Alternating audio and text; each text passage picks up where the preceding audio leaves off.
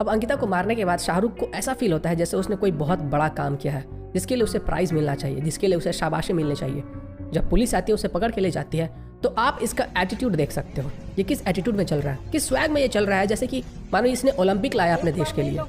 और ये आराम से मुस्कुराते हुए जैसे इसके मन में कानून के लिए कोई डर ही नहीं है, इसे कोई डर ही नहीं है कि इसके साथ क्या हो सकता है, जो क्राइम इसने किया है उसके लिए इसे क्या सजा होगी। इसको किसी भी बात का डर नहीं है। और मेरे पूरे वीडियो का जो फोकस है वो यहीं पे आकर रुकता है कि इसे डर नहीं है।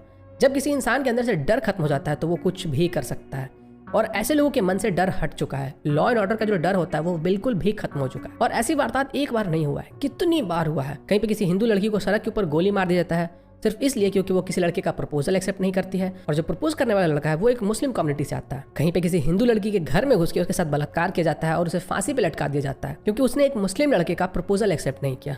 तो इस तरीके के बहुत सारे केसेस हमारी सोसाइटी में आए दिन देखने को मिलते हैं। बट क्या हम लोग इस चीज़ से कुछ सीखते हैं? क्या हम लोग इसके ऊपर कोई कार्रवाई करते हैं? आज सुनते हैं, एक कान से सुनते हैं, दूसरे कान से निकाल देते हैं, इसके ऊपर हम लोग कोई स्टेप नहीं लेते हैं।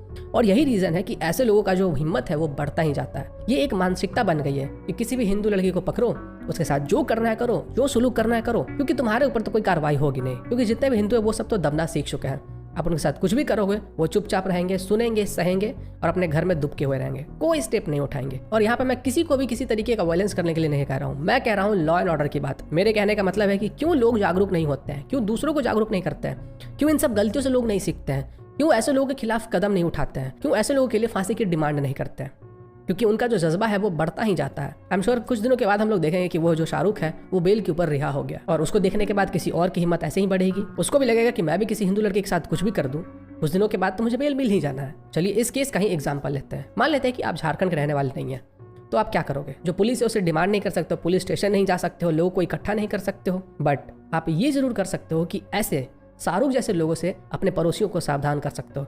अपने घर के अंदर जो आपकी बच्चियां हैं, आपकी बेटियां हैं, उनको सावधान कर सकते हो। उनको बता सकते हो कि देखो ऐसी चीज़ें सोसाइटी के अंदर होती हैं और इसको टैकल कैसे करना है। जब भी तुम बाहर जाओ, तुम्हारे साथ कुछ भी ऐसी घटना होती है, तुरंत अपने फैमिली मेंबर को इन्फॉर्म करो और सारी बातें बताओ, ताकि वो बातें इग्नोर करने के कारण और ज़्यादा ना बढ़ जाए। आपके खिलाफ जब भी कोई पहला गलत स्टेप उठाया जाता है उसको वहीं पर रोक दो। जब भी कोई पहला हाथ उठाया जाता है वहीं पर रोक दो।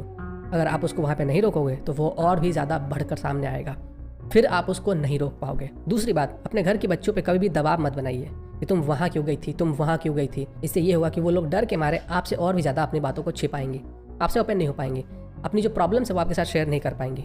मान लीजिए वो कोचिंग जा रही है, स्कूल जा रही है और कोई लड़का उसे परेशान करता है और आप रेगुलर अपने घर में अपने बच्चों को डांटते रहते हो कि वहाँ क्यों गई, वहाँ क्यों गई, ऐसे मत करो, वैसे मत करो, तो उस डर के कारण वो आपको ये भी नहीं बताएंगे कि उसके साथ आज स्कूल में क्या हुआ, रास्ते में उसके साथ क्या हुआ, क्या उसके साथ किसी ने छेड़खानी की। अंकिता को तो हम लोग नहीं बचा पाए, लेकिन अंकिता जैसे हजारों लाखों लड़कियों को हम लोग बचा सकते हैं अगर इस वीडियो को ज़्यादा लोगों तक पहुंचाया जाए। जहां तक शाहरुख की बात है तो उसे फांसी से कम की सजा तो होनी ही नहीं चाहिए, और ऐसे लोगों को तो बीच सड़क के ऊपर लटकाना चाहिए ताकि आगे से कोई हिम्मत भी ना कर सके, ऐसे काम करने का कोई सोच भी ना सके।